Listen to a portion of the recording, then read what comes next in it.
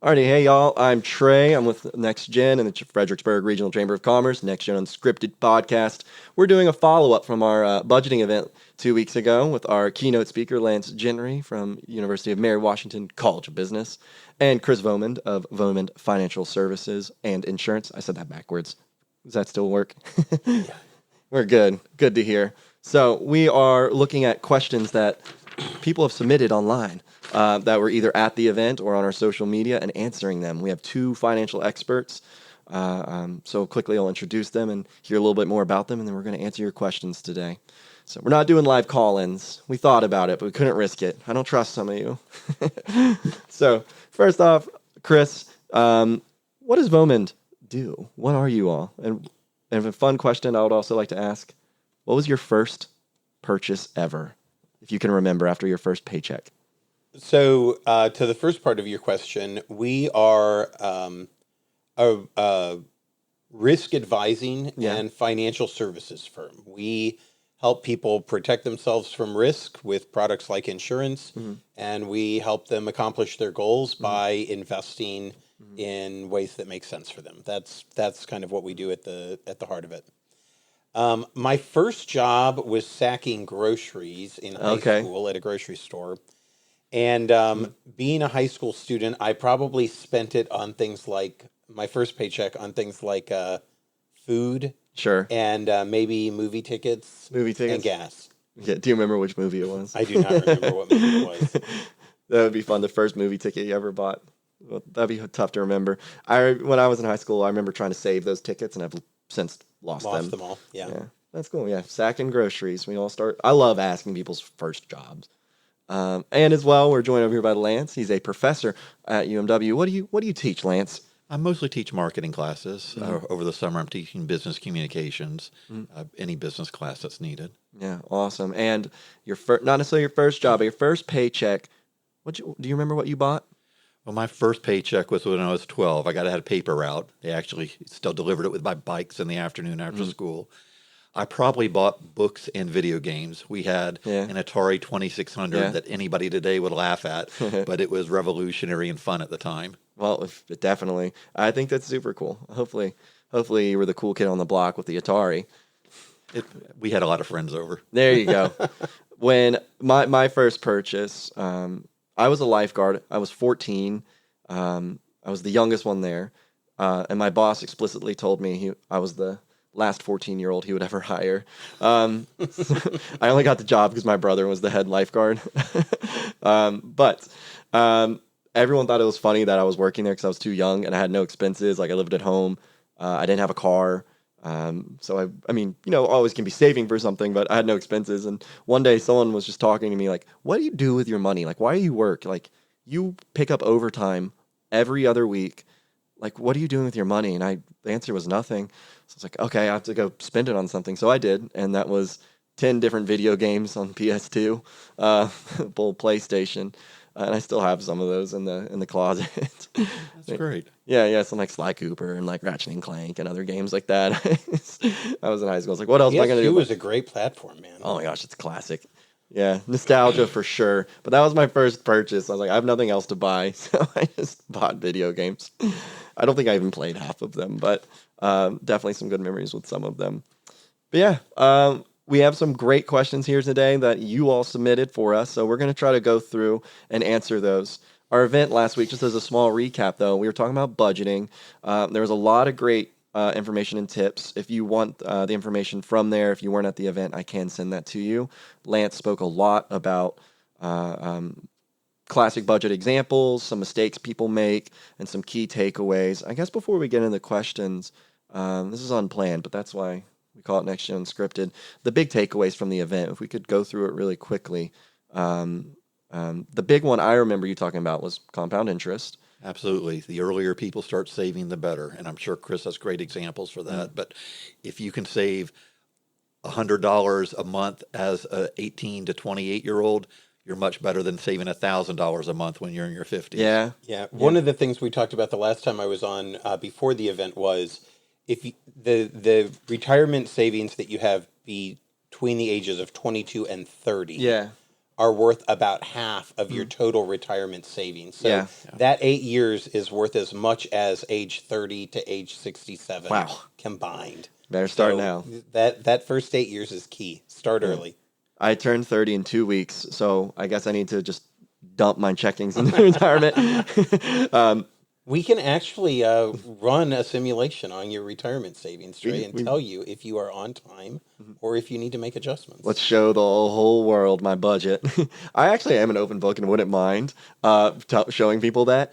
Maybe not right now, because I don't know if my boss wants me doing that. But I would love to talk down. I think there's a lot of power in showing people. You don't want to broadcast it to everybody, but like, this is what my budget is. And that's why you have good financial advisors to talk with about it. But don't be afraid to have maybe a friend or a partner or family that you do trust. Or a qualified professional. Which, yes, absolutely a qualified professional. Sometimes those family and friends that you trust are absolutely not qualified, even if they're very willing to give advice. Yeah, don't take your friend's advice and saying, I really think I'm going to win this parlay this weekend. Put it all in Bitcoin. That's one of the questions. Don't do that. But yeah, compound interest, massive. That was a big thing we talked about. You want to start saving in your 20s for retirement because that's going to grow and grow and grow. You want that for sure. One of the other things I recall we sharing about sorry, I'm struggling. I just had it on the tip of my tongue, but it was I can't remember the names, but you'd given out examples of 3 different sets of people and their budget and where they were and weren't struggling. Some of them had too much debt, and then there was a couple that was ahead of the game and such. I don't remember the big takeaway from it, but would you want to share on those 3 budgets and what was one of the key takeaways? Yeah. The first was just a teacher making $50,000 starting now, which is a going rate for a teacher nowadays. And she had $50,000 in debt. And because of her college debt, she was really struggling. I mean, she could make it, but she wasn't really saving for the future. She was just barely doing it. So it's tough getting going with a lot of debt. The second one was somebody, I guess sort of like you, Trey, a professional close to 30, making a decent amount of income with a lot in savings because he's been saving regularly, but he didn't have an investment plan and really didn't have a lot of money to invest, but because he was a regular saver, he had a nice pool. Yeah. And then I showed what happened if those two happened to get married. Yeah. And then they went from struggling to actually having a very nice income with plenty of money for savings and taking care of day-to-day life. And it shows that 2 can live as easily for one. And the takeaway isn't get married and it'll solve all your financial problems. Right. But it does show that if you find the right person, having a good life partner can really help you with your budget. Yeah. I thought it was funny when the 2 people in the example fell in love and and then that helped their budget. But yeah, I guess the big takeaway for me from that event was everyone's budget is different. You need to sit down and figure out what's going on. What are you spending? Budgeting to me, and I think we would agree, isn't necessarily finding like, oh, I'm spending a little bit too much this week on dining. It can be because you can find out. I think a lot of people will be shocked if they actually put pencil to paper on what they're currently spending.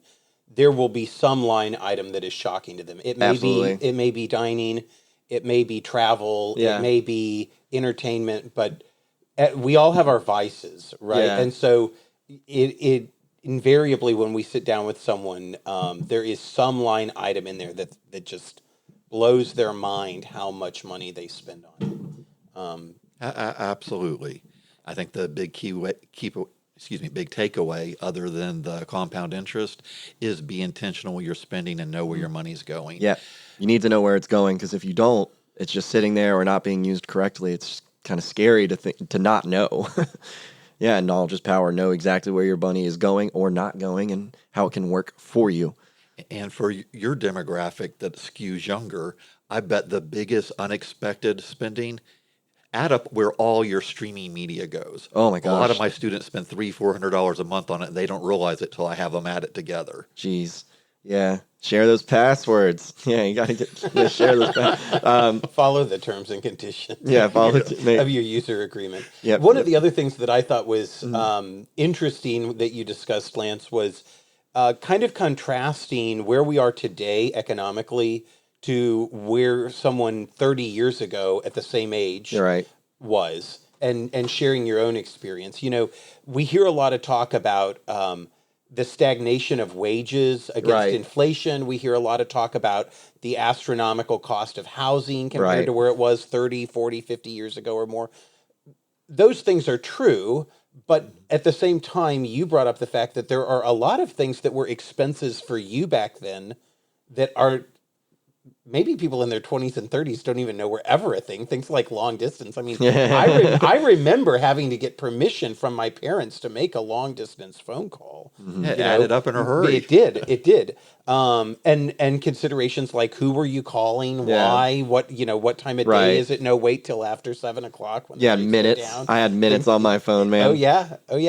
And then the other thing, talking about buying your first computer. Today you can go to any store in town and buy a new laptop for $600 or $800, and it's awesome. It's a good one. Yeah. But when you bought your first computer, you shared with inflation. That was worth how much? Well, it wasn't my first one, but my first one once I graduated college and had my first career job. Mm-hmm. I paid $4,500 at the time, which was 21% of my gross budget for that year, and that's the equivalent of $10,500 a day buying that computer. And you were talking about your first purchase was an Atari, or one of your first purchases too. And the Nintendo Switch 2 just came out. I think it's $500, $450.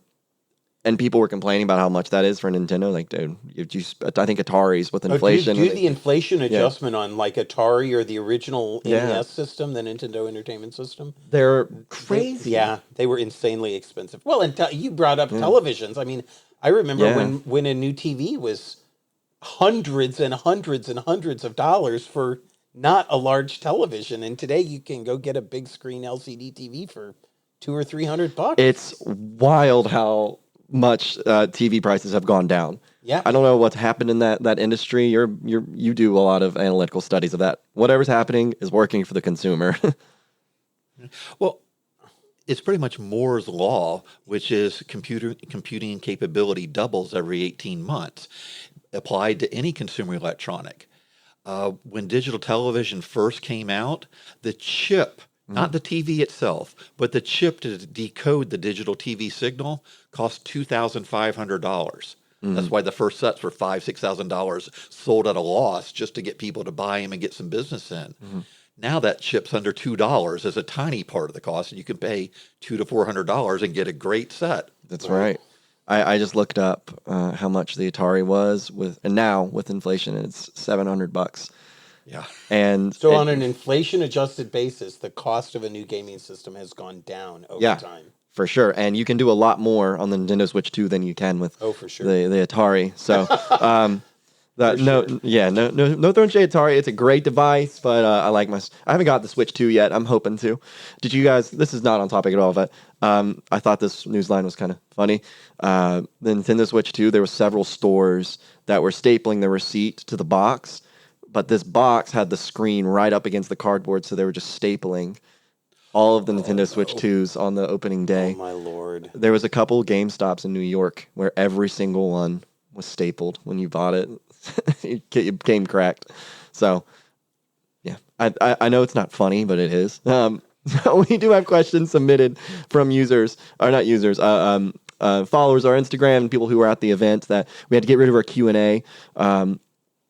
Just due to time constraints. So we were like, what if we did another Q&A on a podcast and do some more screen time? We love podcasting, so it's fun.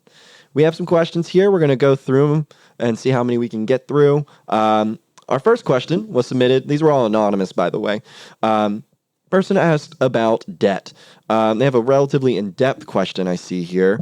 How do I leverage debt and utilize good debt as another way to gain wealth besides compound interest? Now, it's a relatively complicated question, I suppose. But Chris, I think you might know about this one, or Lance, feel free, because I don't. I think what the person is getting at, leveraging debt is going to be using an asset to acquire debt, right? Mm-hmm. So I think that probably what they're getting at is, for example, real estate investing is a great example of this, right? I buy a house on with a mortgage, then I turn around and I rent it out, which creates a cash flow. I have this underlying asset because I leveraged it with a mortgage to be able to afford to buy the house. Sure. And And as far as the question about using it to gain wealth, there are a lot of people that do this. There's a lot that you can read about online about processes and philosophies behind this and whatnot. The kind of two things, I'm a risk manager at heart. I'm all about growing wealth, obviously, but how do we manage the risk associated Sure. with this? Okay, and so the two things that come to mind is, one, if you're in a leverage position, you need to make sure you have adequate cash on hand. Okay, something happens to the housing market, suddenly you're struggling to find tenants or rent prices come down or whatever. You need to make sure that you have adequate cash on hand or you get burned really quickly. And the second thing is, whatever you're doing, make sure that you have a well diversified investment portfolio. Yeah, right? you don't want to put all of it in one basket. Right. So especially with things like real estate, you're concentrating oftentimes on a single area or market. You're concentrating on a single sector in the economy, which is real estate, and so you're taking on a lot of risk by concentrating. Sure. Right? Versus buying properties across the country, for example, in different markets that have different economic needs, or maybe part of your investment portfolio involves real estate, but part of it involves other types of investment products as well that are more diversified, and so they're not always going to, react equally to whatever is going on in the broader economy. Right. Yeah, and that's a very good way to phrase it, because even if an investment isn't like naturally super risky, if all of your investments are into one category like that, just real estate, 2008 happens or something similar, you're in trouble. Sure. Absolutely. And when we've had those major economic crises, it happened in the late 80s and early 90s. We had some housing market issues. Interest rates were kind of wonky. But again, in 08, 09, 2010, folks who were heavily invested in real estate really struggled to come through that. Oh, I bet. But if they'd had adequate cash on hand, they might have been able to make it a little easier. So that's my two pieces there. Yeah, and go ahead. It's slightly different than your question, but I want to emphasize one of Chris's points. It's vital to diversify. Absolutely. So that's why I suggest people buy index funds versus individual stocks. Right. Because any one company can do good or bad. But if you buy the whole portfolio, the market in general is going to go up over time. Right, absolutely. Even those blue chip stocks, and for those listening, I'll let you just, what's a blue chip stock? Just one of the traditional companies like Procter and Gamble or such that's always done well and expected to continue to do well. Yeah, and they're the safer ones, but even if you invest too much in that, it's not safe because you're invested too much into one. And I still personally, we're not here to give you guys individual stock advice, but I think both of my great guests here would agree investing in an individual stock is going to be risky and to not necessarily advise for that. Do we agree? Yeah, I mean, and you can always be sure this one is going to be a winner. Like if SpaceX goes public, I'm sure it's going to be a winner. But if you dabble in it, make that a tiny percent of your investment portfolio because you never know what happens. I mean, the government may nationalize SpaceX, and then anytime you nationalize it, it usually drives all the ingenuity out of it, and it doesn't do well. Right, absolutely. You can't. And there's so many unexpected things that could happen. We always talk about black swans, but anything can happen to that. It's in the market any day, and even if you had the best idea ever, when I was in college, I remember Nintendo Switch 1 coming out. I invested in Nintendo, and it did great. But what if I was to do that for Nintendo Switch 2, and they all got staples in it, and then go straight back down, even if it wasn't their fault? There was a hit there. Or I remember Coca-Cola. That's considered a blue chip stock, right? It's always up and up. And during a press conference with Cristiano Ronaldo, a soccer player, one of the most famous people of all time, said he did not want the Coca-Cola and slid it off the screen, and the stock dropped by like 5% or something crazy just because of that. I might be exaggerating a little bit, but within a week, a lot of people lost money simply because a very famous person didn't want nothing to do with it. Had nothing to do with the flavor or the marketing. It's just one bad incident. Well, you see this kind of market fluctuation too with celebrity CEOs who get on social media and start pontificating and make wild swings one way or the other in stock prices. So yeah, absolutely. Diversification is key. Diversify. Before we move on, again, we're talking about debt. We kind of went at it with a more complex view. I'd like to simply talk about debt because during your talk, we mentioned debt, good debt, bad debt. Now, generally, the rule of thumb is avoid debt, but there's different types of debt. We do have a question on here later about credit cards, but I did want to ask about debt. And is there such a thing as, I don't know if good debt, but different types of debt that you had talked about at our event? This goes back to being intentional. If going into debt is either going to dramatically improve your life or dramatically improve your earnings, and as Chris says, you've got then the capital if something comes up. Right. But most people listening to this aren't going to have a large cash pool, so that really doesn't apply as much. Yeah, I might say it a little differently. My fear is I can leverage a credit card to improve my lifestyle significantly. I'm not sure that I recommend that. Yeah, That wasn't your intention, but some of the best advice I've ever been given around debt is do not use debt to buy a depreciating asset. Okay. So, for example, you're going to purchase a home that we expect that the home is generally going to appreciate over time. Right. That's probably a smart financial decision. Yeah. Given the right circumstances, right? You're going to be there sufficiently long, et cetera. I think, Lance, you gave the example of a home that you bought and you sold it a few years later because something changed and, you ended up losing money on the deal because you weren't there long enough. So it's not always a smart financial decision, but oftentimes it is. Starting a business would be another potential reason to take on debt. When I started my business almost 7 years ago, we certainly took on plenty of debt to get it started. At the same time, I did that because I had worked in the industry already. I had proven that I could do it successfully. I'd been successful running other businesses prior in my career. So it made sense to take on debt in that regard. You're right. Consumable things like going out to dinner or the movies or vacations with debt, those immediately have a value of zero, right? And then automobiles becomes a very obvious thing that a lot of folks use debt for. And so I caution people to be, I'm not going to go as far as saying don't use debt to buy a car, but be practical about it, right? Focus on reliability, cost of ownership, et cetera. Maybe don't buy a brand new car with debt. Maybe look for something where the initial depreciation's already come off of it, et cetera. But do not use debt to buy depreciating assets. That's a nice way to phrase it. Another place where I think debt is okay is if you're going to trade school or you're going to college. Yeah, your education. And you're investing in your future earnings. Absolutely. Right. Yeah, absolutely. And I'm no financial expert here, but to add on to that, yes, your education is almost priceless because it puts you into new opportunities, opens new doors, new jobs, increases your potential income significantly. And with cars, you had mentioned, you don't want to go into debt over a vehicle. The way I looked at when I bought my car, I did not have whatever it was, like $20,000 on cash on hand, but I knew within 3 years I could easily budget that monthly payment.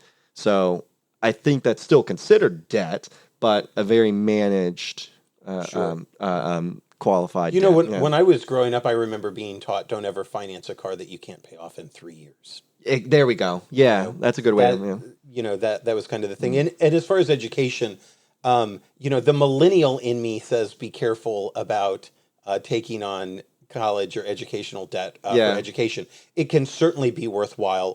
The trades are a great example. And certain college majors. I mean, you see this at the university, right?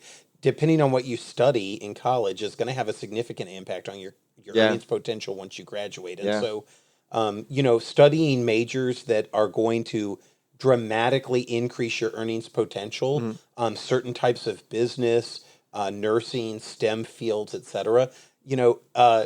Trey, you spent some time in education. I would be willing to wager that what was spent on your undergraduate degree compared to your earnings was relatively high. And so teachers do very important work, and we can make an argument about not being paid enough, but it's hard to justify going into debt to go into education, in my opinion.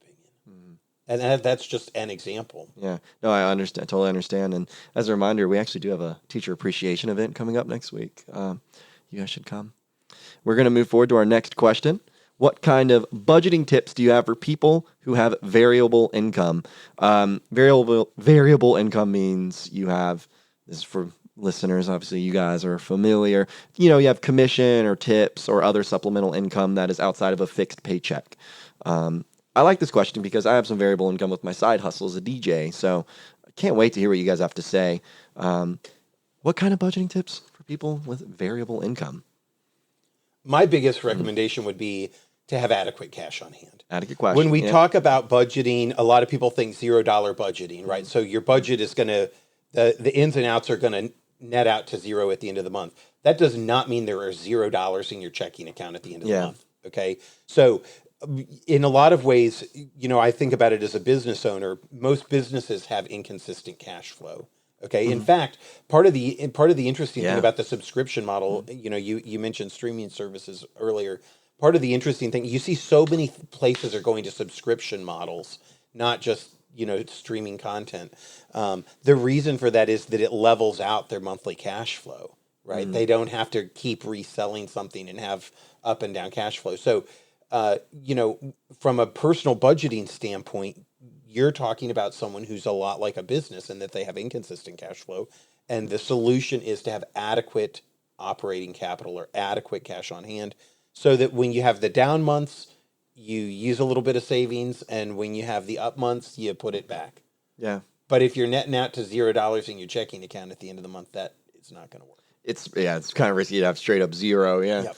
Okay.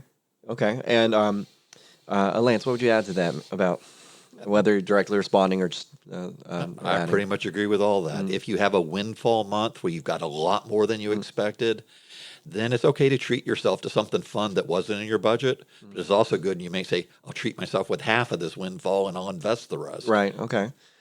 So if, you know, the traditional, you invest, whether we agree on 10% into your retirement, would you say just look at it from like a yearly average of your salary with all of that, you know, variable income? I mean, I think that's kind of what we would be looking at. You know, for most folks, I think most of their investing is done by way of their employer-sponsored retirement plans.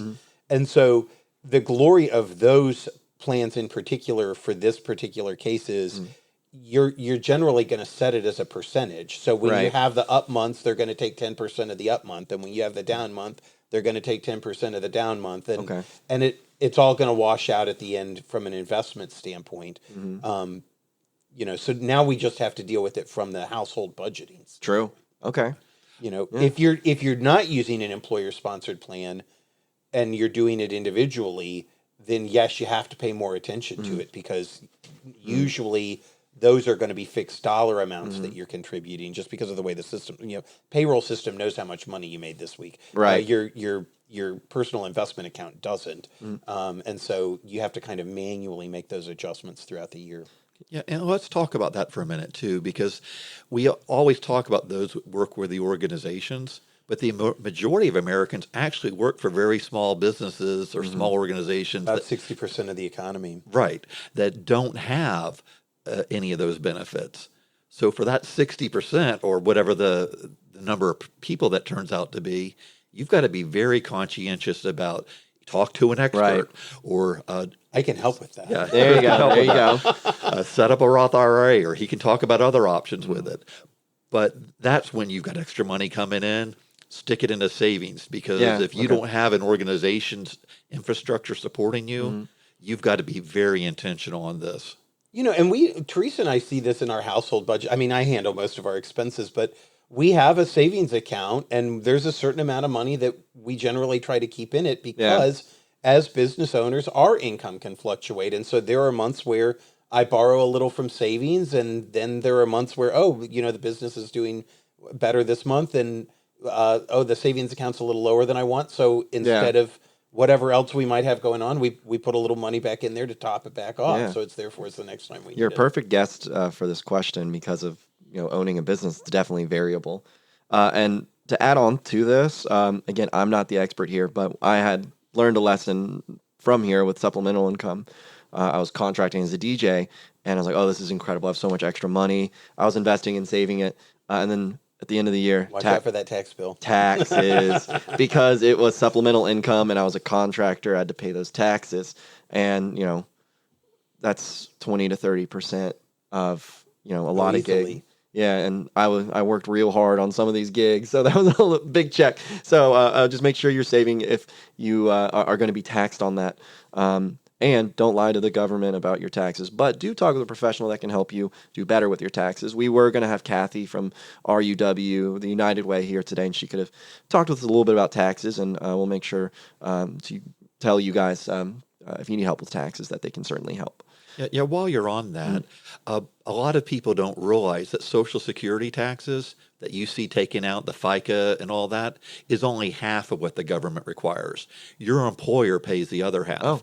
So if you've got your own gig, like if you're doing a DJ as an independent contractor, the federal government will take double what you expect out of when you pay your annual At the end of the taxes. year. Hefty. It was a hefty bill. I'm Yeah. still thinking about that tax return. Yeah, I would say realistically, if you've got a side hustle that is not being taxed as you're earning it, and you know you're going to have that 1099 between state and federal taxes, you should probably anticipate that 25 to 30% is going to be going to taxes. And that- and because you might say, well, Chris, you're overestimating what their tax bracket is, but the issue is, as Lance pointed out, you're getting the self-employment tax as opposed to the FICA tax, so you're paying both sides of it as a self-employed individual for that portion of your earnings. So it hurts. Yeah, that's 15% before you even look at the state and federal income taxes. Right. That's why I say 25 to 30% pretty easily, because 15% is going to go to self-employment. And I did learn the lesson, and honestly, from you, I think. I think many people have said this in the past, but like I was saving for that tax return, knowing it was going to hurt, but I had my checkings. You can take it out of your savings so easily. Like, why was I doing that? I can be making, I think my savings right now is like 3.9% return, which is very solid. It's like I could be making that 4%, waiting to save, and then pay off my tax return when it comes. So make sure you're having your money work for you in some sort of account, and we'll talk a little bit more about that later. Number 3, this is a question that's down to the nitty-gritty and the basics. This person submitted a question saying, what basic tips do you have to help day-to-day budgeting? Do you recommend any apps? Earlier you had mentioned you'd be surprised, like, oh, when you sit down and look at a monthly budget, oh my God, I spent $600 on eating out this month. So things like that is what comes to mind when I see this question. Most of it's be intentional and know where your money's going. But part of it is compare notes with each other, with your friends. You might find bargains. And for stuff like insurance that varies a lot, at least once a year. I've heard some people recommend every 6 months gets quotes on that. Okay. But when I lived in Stafford, I got gigabit internet service. And because there was competition, I could pay about $80, $90 a month, whether I used Comcast or whether I used Verizon. Both would have wired internet service to my home. I moved out to King George, and I won't say the name of the internet service out there, but that same service was almost $200 a month, and I'm not paying that. Yeah. So I got a discounted one. I'm still paying over $100 a month for a much slower bandwidth. But because I was fussing and shopping, I went ahead and went to T-Mobile. Now I pay $35 a month for wireless internet service that's like 300 megabits per second on average. It's variable, but it's great, and it's $35 a month. There you go. Yeah, find your way around those plans, because $200 a month is a massive thing to budget. If you can work your way down to 35, go you. So definitely finding ways to reduce those bills. And that's the beauty of month-to-month budgeting, looking at that. Oh my gosh. Like I don't know if it was on the podcast or when we were chatting before, you said you had students add up all your subscriptions, and some of them are getting to $400 a month on streaming service because they have no idea how much it totals. Insane. Yeah. As far as the question, basic tips, number one, keep track. Okay. Winners keep score. So actually tracking your expenses on a day-to-day basis is an important part of successfully budgeting. I do think that using some sort of app is very helpful in that regard. There are lots of different apps out there. Mint from Intuit was kind of the go-to for a long time. I believe they've incorporated that with Credit Karma now, so I don't know what it's looking like there. There's another one called Monarch that I've heard good things about. Okay. And then also one from Empower, which used to be Personal Capital. The one thing I will tell you about apps is more great advice someone gave me along the way, not my original thought, is if you are using a product or service and you are not paying for it, you are the product. Yeah, Okay. Absolutely. So just be aware that as far as products out there, if you're not paying for it, they're using you to sell it to advertisers, or there's a motive on the part of the company, right? They're trying to sell you other services or whatever. And so to that end, kind of for a long time, the gold standard, I don't know if it still is or not, but personal financial software, Quicken, I mean, has been around for a very long time. And I'm sure they have a subscription model available now where you pay a monthly or annual fee, but, because, charging me $65 every time I finally decided to upgrade wasn't enough consistent cash flow. But anyway, don't be afraid to pay a reasonable cost sure. for an app so that you can know that you are not being sold a bill of goods here. Yeah. You're Okay. actually getting Yeah. a product that's going to help you accomplish your goals, Right. and not someone else's. Okay. And let's talk about Yeah. the Quicken for a minute, because that's another way to save money, but still pay for what you get.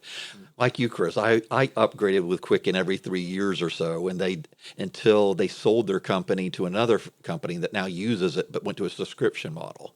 I said, I'm not paying a subscription for this.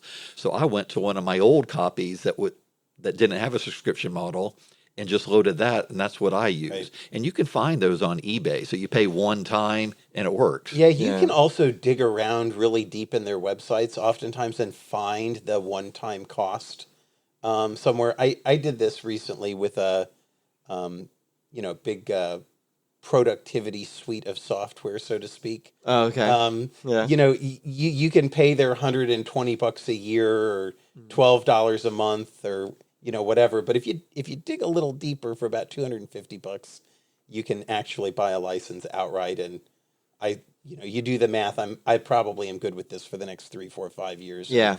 And I'll be money ahead in the long run by doing it that way. Yeah. So Absolutely. Absolutely. dig a little deeper. You might find the actual license as opposed to a subscription. Yeah. Absolutely. I like that idea. You can save a lot of money, whether it's the yearly or compared to monthly even. But if you can buy the license, even better. I'm sure there's a lot of small basic tips we can think of for this. You could go on forever about little ways that we've hacked our budget with small tips to save you a couple dollars here and there. But we have a lot of questions to go through. We probably won't get through all of these. So let's, looking through them, which ones should we answer? I like number 6 here we can talk about. At one point, and we've mentioned it somewhat today, credit cards. And I think that's something that comes up big time in budget that people can disagree on. This person asked, I've never had one and wanted to know if it was worth it and what to expect. So we can get as basic and simple as possible about credit cards. Okay.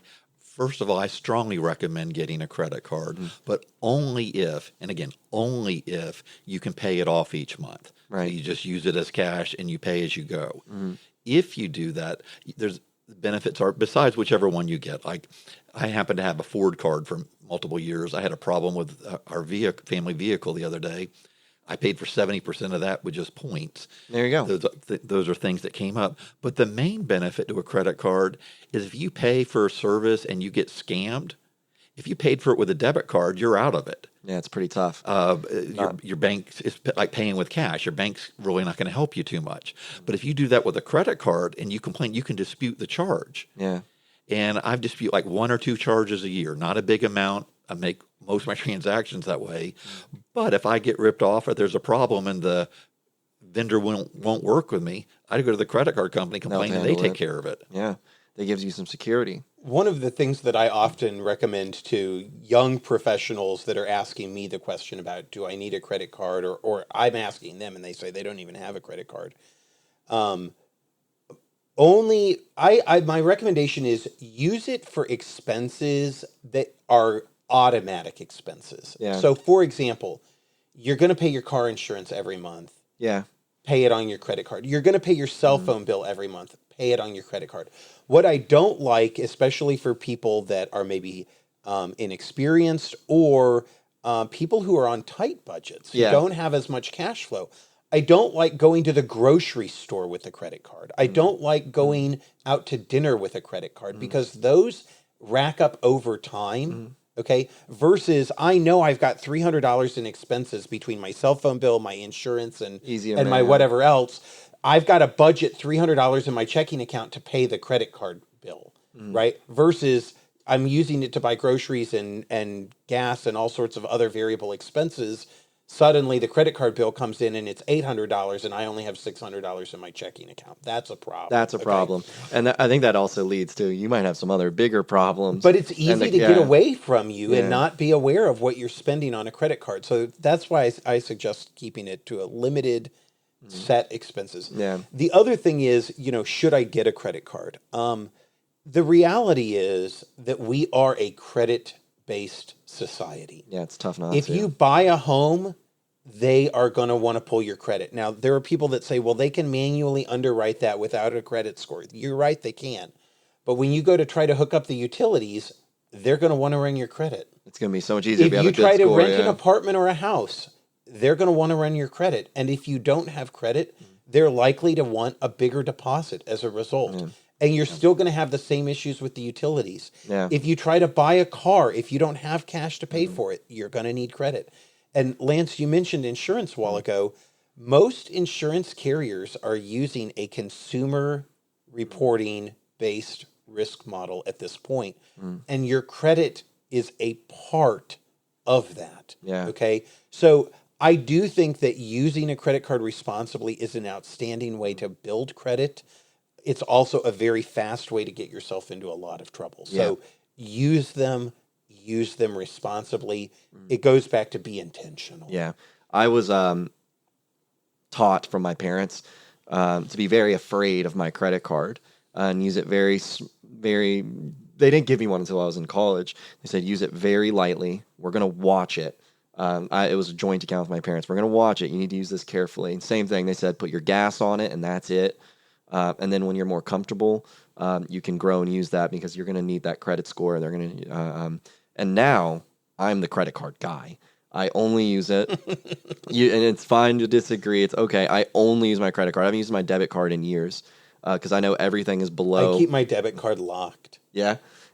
Because I never use it. Yeah. Right? Like once in a great, you know where I use my debit card? Where? The ATM. Yeah, same. That's it. That's the only time when I put in the ATM to get cash. And again, I do want to be careful as I tell people I only use a credit card. I have mastered my budget. I know exactly what's in and out, and I never have ever come close to spending more than my means with my credit card because I treat it like it is a debit.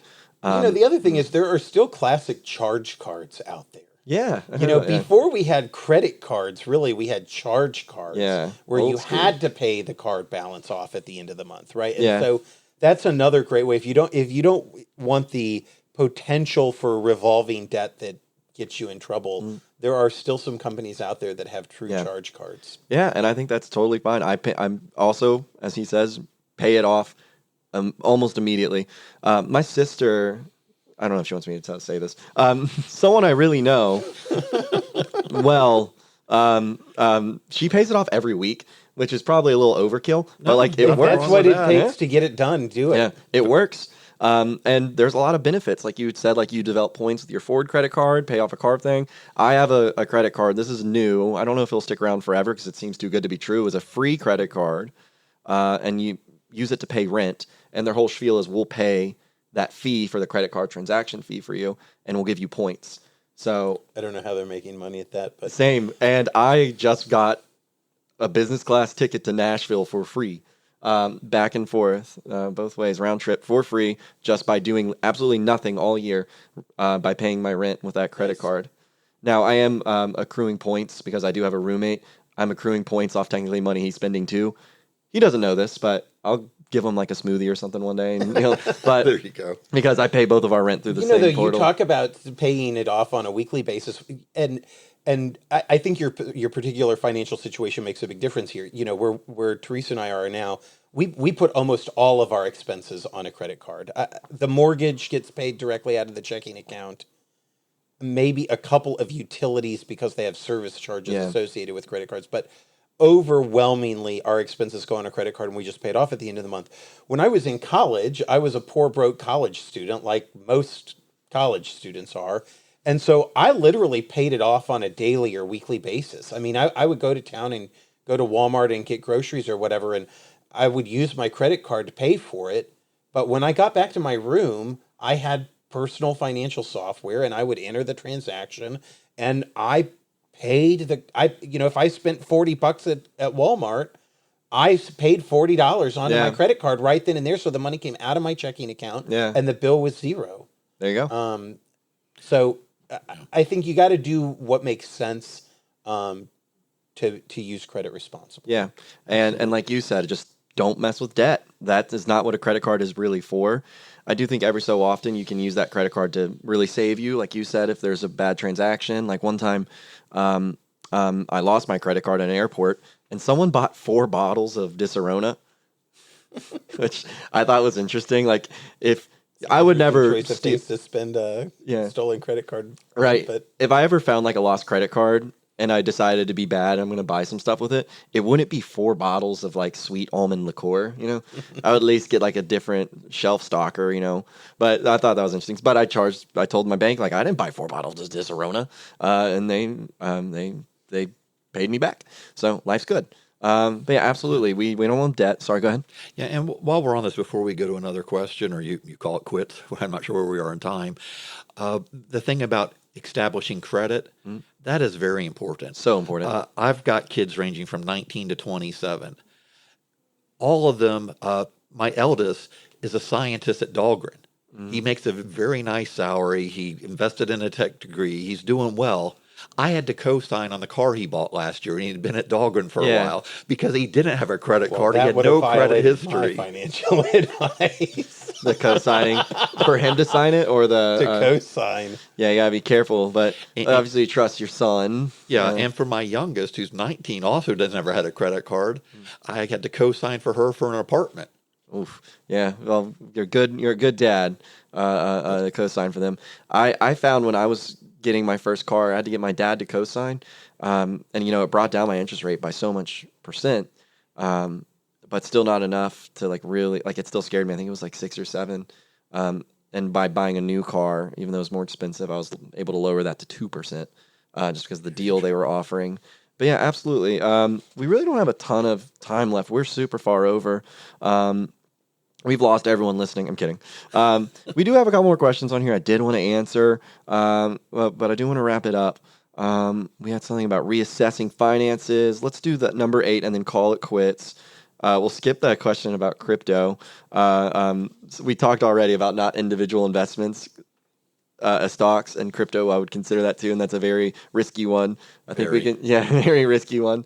If you have some extra play money on the side, maybe, but we're not going to recommend that today. But number 8, how often should I reassess my finances and budget? Also, what the heck does refinancing my home mean? I actually don't know the answer to that one, so educate me. If you want to take the first one, I'll take it. Yeah, sure. So, how often should you reassess your budget? I would say as often as necessary. Okay. We find natural times to do that are when you have major life changes. So maybe you graduate from college and you get your first job, or you get a promotion, or you get married, or you have a baby, or you buy a house, or I mean, all of these things are kind of obvious prompts to reassess your financial position. Also, though, how have your goals changed?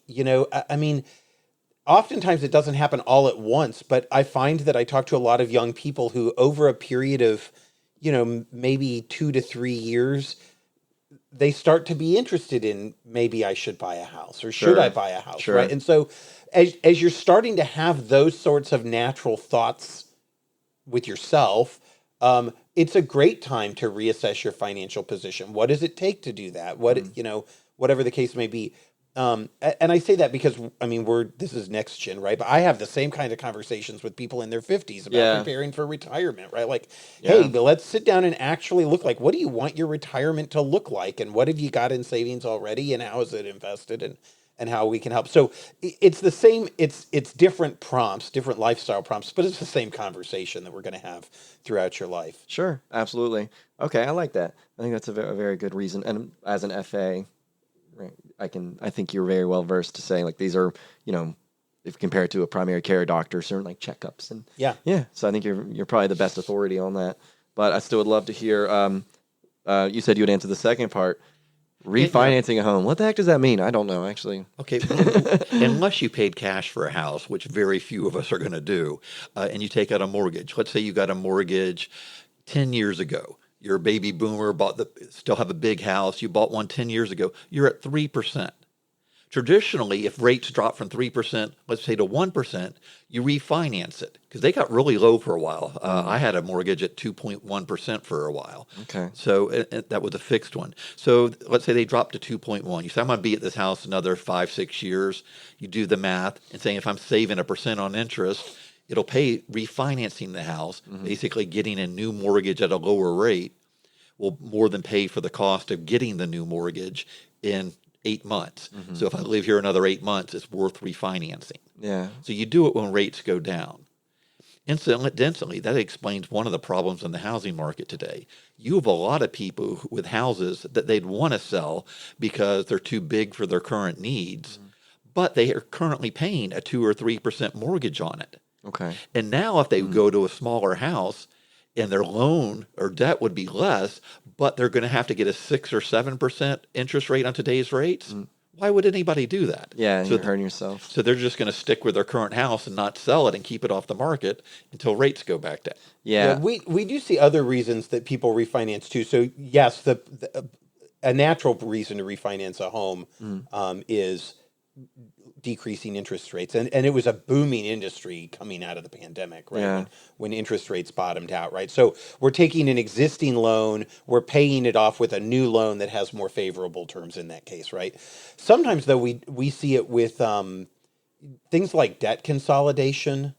We might you have equity in a home that we can access by refinancing it to pay off other higher interest debts.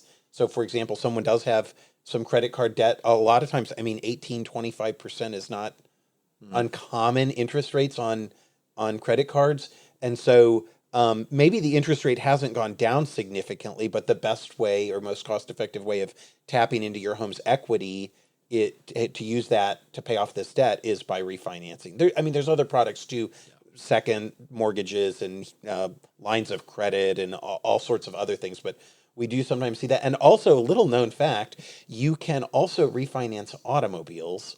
Oh. A lot of people do not realize that. Did not know that. Yeah. And so new cars or used, both? Any vehicle that has a loan on it, as long as it's still in sufficient condition to get a bank to write a loan on it, you can refinance it. Really? So Okay. as interest rates come down, you are seeing right now some promotional financing on the new car market, where the manufacturer is subsidizing the interest rates. But otherwise, as interest rates start to come down, inflation numbers this morning were very favorable. There's talk that they might come down a little bit later this year as a result. Okay. So Come on, Feds. it is possible to even refinance things like automobiles. Interesting. That's great. I've paid off my car, but I totally would have looked into that because I bought it, like I said, like with my dad co-signing, and it was at like 7% or whatever. Now that I'm a very good adult and I have a responsible credit card, maybe that would have been lower. That's a really, really great. I had no idea. Because I didn't think refinancing was something I could do. That's great. Yeah. And one thing on the debt refinancing, a lot of people do it. And if you have a lot of debt, it can help because you pay a much lower interest rate that's then tax deductible. But I caution getting in the habit of doing that. Yeah. Oh, for sure. Because you do killing see all your equity. Get in the cycle of it. Yeah. You're killing equity. So you have to make sure that you do that as a one-time solution and then make the lifestyle adjustments to not get back into I know someone who did that and it saved their life, but they're like, just don't ever let me come close to this again. And that's where having a trusted FA or professional with you to help and keep track of it with you is very important. Alrighty, friends. We have so much that I didn't get to talk about, but we can always do more. You guys are such good company. Guys, thanks again for coming. I really appreciate you taking time out of your days. I know you got students to teach, you got clients to help. I have to go pick up flowers for an event tomorrow. So we got lots of stuff to do and money to save. But guys, thank you so much. You guys are incredible. I really appreciate your time and advice. If you're at home and you have more questions, put them in the comments or email us. We would love to answer those for you. We're not Mad Money here giving everyone, or Dave Ramsey giving you direct advice, but I'm sure Chris can still sit down with you, maybe. He can give you direct advice. Yeah, he can give you direct advice. But either way, Trey, Chris here, Lance over in the, yeah. You guys, thanks so much again. Y'all have a great rest of your summer. Absolutely.